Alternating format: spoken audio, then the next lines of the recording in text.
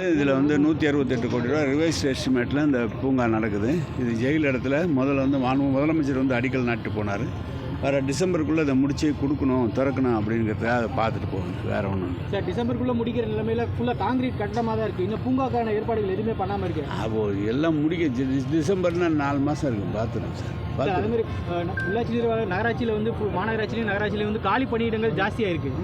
இதை ஃபில் பண்ணுறதுக்கு நம்ம ஏதாவது காலி பணியிடங்கள் இப்பொழுது புதுசாக இன்ஜினியர்ஸ் எடுக்கிறதுக்காக இப்போ ஒரு 2500 பேர் எடுக்கிறதுக்கு அண்ணா பல்கலைக்கழகத்தில் பரீட்சை வச்சு 85% அந்த பரீட்சைக்கும் 85% பரீட்சைக்கும் 15% டைரக்ட் இன்டர்வியூக்குன்னு வச்சு இப்போ 2500 பேர் இன்னும் ஒரு வாரம் 10 நாளில் எடுக்க போகிறோம்.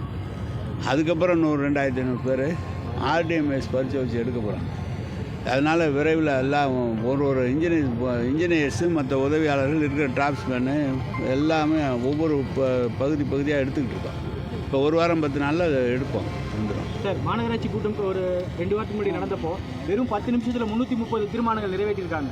இந்த தீர்மானங்களை செயல்படுத்துவீங்களா இல்லை ஏதாவது ஸ்டாப் பண்ணுறதுக்கு ஏதாவது ஐடியா இருக்குது? தீர்மானம் நிறைவேற்றுறதே செயல்படுத்துறதுக்கு தானே சார், நிறுத்துறதுக்காக. 10 நிமிஷத்தில் 333 தீர்மானம் நிறைவேற்றி இல்லை, ஏற்கனவே எந்த அளவுக்கு இல்லை அதெல்லாம் நீங்கள் 10 நிமிஷத்தில் 5 நிமிஷத்துனாலும் தீர்மானத்தை ஆராய்ந்து மக்களுக்கு தேவையானதை முன்னுரிமை கொடுத்து அனைத்தையும் நிறைவேற்றும். அதிலெல்லாம் ஒன்றும் கட்டட வரைபட அனுமதிக்கு கட்டணங்கள் இன்க்ரீஸ் பண்ணியிருக்காங்க. அதை பற்றி கட்டணம் இல்லையே, நேரடியாக இப்போ சென்னையிலலாம் 2400 ஆன்லைன்லேயே கொடுக்க சொல்லிட்டாங்க.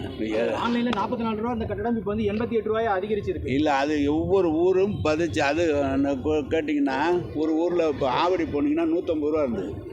ஆவடி பக்கம்லாம் ஒரே சீராக ஒரு நகரம், எந்த வளர்ந்த நகரம் கிரவுண்ட் ரேட் என்ன இருக்குது, கிரவுண்டு ரேட்டை எடுத்து அந்த ரேட்டுக்கு தகுந்த மாதிரி ஃபிக்ஸ் பண்ணியிருக்காங்க.